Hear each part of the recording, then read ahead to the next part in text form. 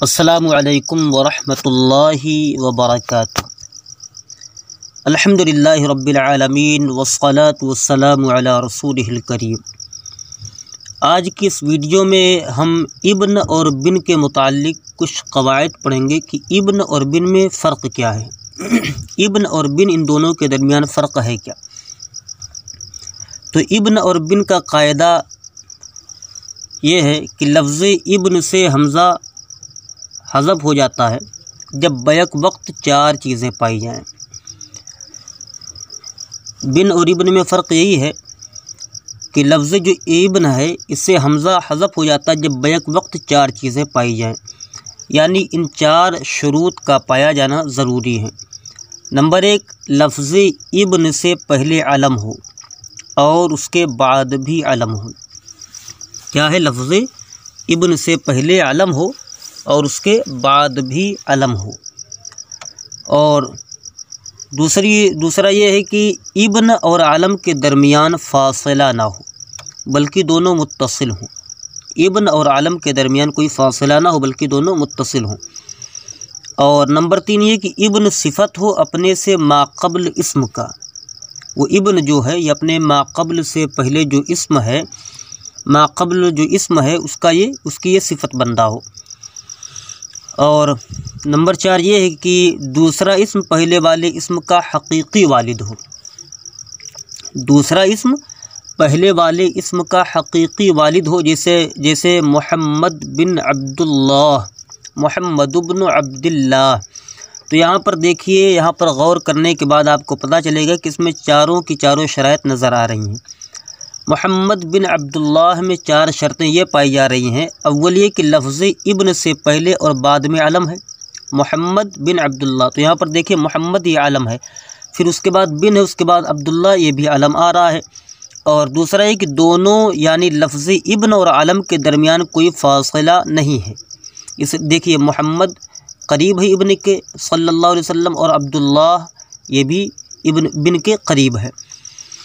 اور نمبر تین یہ ہے کہ لفظ ابن اپنے سے ما قبل اسم کی صفت ہے۔ اس میں جو ہے محمد بن عبداللہ میں یہ ابن جو ہے یہ محمد کی صفت ہے اور ما بعد کے لیے مضاف ہے، اپنے ما قبل کی صفت۔ اور چوتھی صورت یہ پائی جا رہی ہے کہ دونوں علموں کے درمیان حقیقی باپ بیٹے کا رشتہ ہے۔ تو اس سے یہ پتہ چلا کہ جب حقیقی باپ بیٹے کا رشتہ ہوتا ہے، چار شرائط پائی جائیں، ایسی صورت میں بن کا استعمال ہوتا ہے، ابن کا نہیں، حمزہ نہیں ہوتا ہے، تو ایسی صورت میں بن کا استعمال ہوتا ہے۔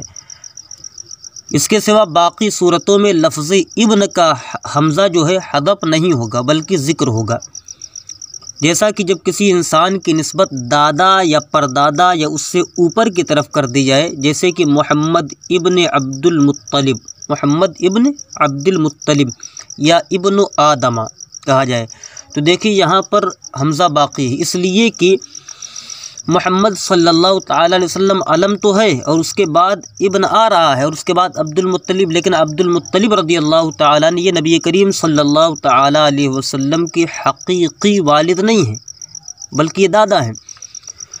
اور جب دونوں میں باپ بیٹے کا رشتہ نہ ہو، جیسے زید بن الجزائر ابن السبیل ابن الماء، تو ابن السبیل یا السبیل جو ہے یہ اصلی باپ تو ہے نہیں بلکہ مسافر کو ابن السبیل کہہ دیا جاتا ہے، ابن الماء کسی کے پاس پانی ہو تو پانی والے کو ابن الماء کہہ دیا جاتا ہے، تو اسی صورت میں حمزہ برقرار رہتا ہے۔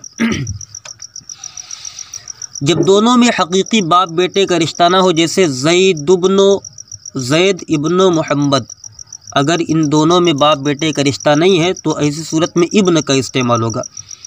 اور یہ بھی صورت ہے جب دونوں میں اتصال نہ ہو، جیسے کہ طارق ہوا ابن زیاد، تو دیکھیے ابنوں اور طارق کے درمیان ہوا ضمیر کے ذریعے فصل کر دیا گیا ہے، تو اس میں بھی ابن کا حمزہ باقی ہے۔ جب بیٹے کی نسبت ماں کی طرف کی جائے، جیسے عیسیٰ ابن مریم، تو یہاں پر عیسیٰ یہ بیٹے ہیں اور ان کی نسبت حضرت مریم رضی اللہ تعالی عنہا جو کہ ان کی والدہ ان کی طرف کی گئی ہے، تو یہاں پر بھی ابن جو ہے کا حمزہ باقی رہے گا۔ اور جب لفظ ابن کی اضافت کسی غیر عالم کی طرف کی جائے جیسا کہ زید بن الشجعان، تو لفظ ابن کی اضافت جو ہے غیر علم کی طرف کی گئی کیونکہ الشجعان یہ علم نہیں ہے۔ جب لفظ ابن سے ابتدا کی جائے جیسے ابن عبداللہ یا ابن مسعود یا ابن عباس، تو ایسی صورت میں بھی حمزہ برقرار رہے گا۔ اور جب التقاء ساکنین ہو جیسا کہ رسولنا ابن عبداللہ، ٹھیک ہے، تو التقاء ساکنین کی وجہ سے بھی حمزہ باقی رہتا ہے۔ اس لیے کیوں التقاء ساکنین ہوا؟ اس لیے کہ رسولنا اس میں بھی الف آیا ہوا ہے اور ابن میں بھی الف ہے، تو التقاء ساکنین ہے، لہذا اس میں بھی الف باقی رہے گا۔ اس صورت میں لفظ رسول میں حرف نون کے بعد الف ساکن ہے، رسولنا میں یہ الف ساکن ہے، اور لفظ بن میں حرف با ساکنہ ہے۔ عربی زبان میں دو ساکن حروف کا پڑھنا مشکل ہے، لہذا لفظ بن کی با ساکنہ کو حمزہ متحرکہ کے ساتھ سہارا دے کر التقاء ساکنین ختم کر دیا جائے گا، اور رسولنا بن عبداللہ کو رسولنا ابن عبداللہ پڑھا اور لکھا جائے گا۔ اور یہ ہے جب لفظ ابن خبر واقع ہو، جیسا کہ کوئی سوال کرتے ہوئے کہ محمد ابن من، تو جواب دیتے وقت لفظ ابن مع حمزہ ذکر کیا جائے گا، جیسا کہ محمد ابن عبداللہ، اگرچہ رشتہ حقیقی باپ بیٹے کا ہی کیوں نہ ہو، کیونکہ یہاں لفظ ابن صفت نہیں بلکہ خبر ہے۔ جب فلاں کو ولدن اور فلاں کو والد بنایا جائے، جب فلاں کو ولد اور فلاں کو والد بنایا جائے، جیسے کہ فلاں ابن فلاں، نہ کہ فلاں ابن فلاں۔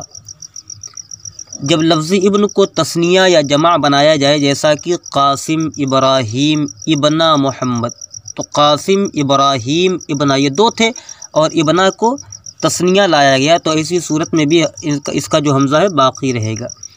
جب لفظ ابن پر حرف ندا داخل ہو، جیسے کہا جائے یا ابن اخی، تو ایسی صورت میں بھی اس کا حمزہ برقرار رہے گا۔ تو یہ صورتیں تھیں کہ کہاں بن پڑھا جائے گا اور کہاں ابن پڑھا جائے گا۔ السلام علیکم ورحمۃ اللہ وبرکاتہ۔